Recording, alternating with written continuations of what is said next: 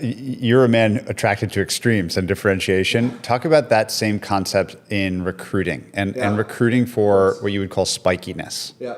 I love this framework of hiring for slope and for spikiness as opposed to, let's say, people who check the box on 10 different things. And we've applied that since very, very early. I mean, even at Paribus, like I remember one of the early things at Paribus was like, well, we're a small company with very limited resources competing for talent with the Facebooks and Googles of the world. It's like we can pay them less money. We have less of a brand. We have probably less, in many ways, like less large scale problems to work on. It's like, how do we really differentiate? And there were a couple of things. Like one is like, well, I'm going to look for very spiky people in areas where I have asymmetric information. We were recent college graduates, so in some way we knew a lot about the people who had gone to the school that we had gone to or the schools that we had experience with. So namely, I guess, Harvard and MIT for Eric and I. And not only that, we knew about a lot of the hardest classes that students were taking.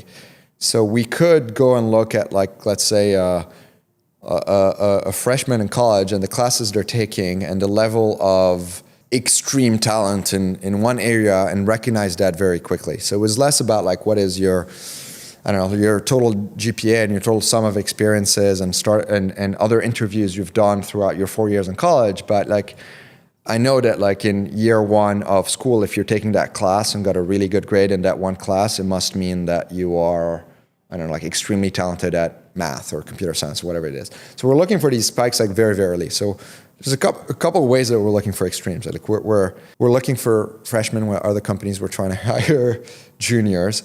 We're looking for people who had maybe taken and excelled in very specific classes.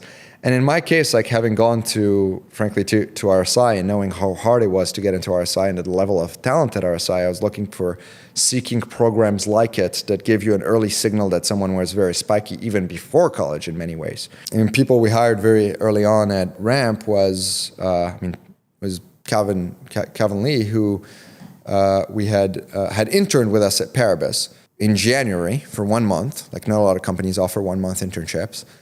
Had less than like 1 year in college, but clearly even then like looked incredibly spiky, right? Like he had left high school early to prepare for the informatics Olympiad. He ended up finishing college in 2.5 years. I mean, we met Calvin very early on and built a very strong relationship. So by the time that he was graduating, we were actually starting Ramp and he was one of our very first hires. And to this day, like Calvin, I think, has his hands in so many different things at Ramp and has gone from being an engineer to being on the sales team for a bit to running our forward deployed engineering organization.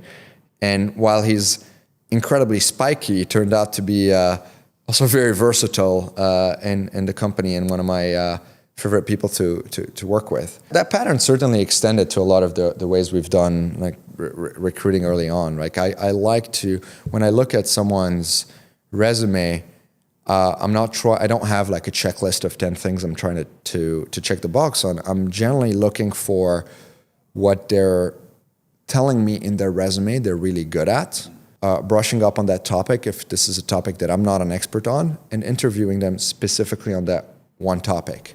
Right? Like you're telling me you're great at something, I'm going to see how great you actually are, and you better be a lot more knowledgeable about it than me after doing a couple hours of research. And I get two very strong signals from this. It's like, well, how good of a judge are you on how good you are at that actual thing? Okay, you're saying you're great at, like, I don't know, poker, for example, or you're a great poker player. It's like, how good are you actually are? Like, are you a good judge of yourself? Are you aware of it's like the spectrum of talent in that field? And two, like how far have you been able to take that thing?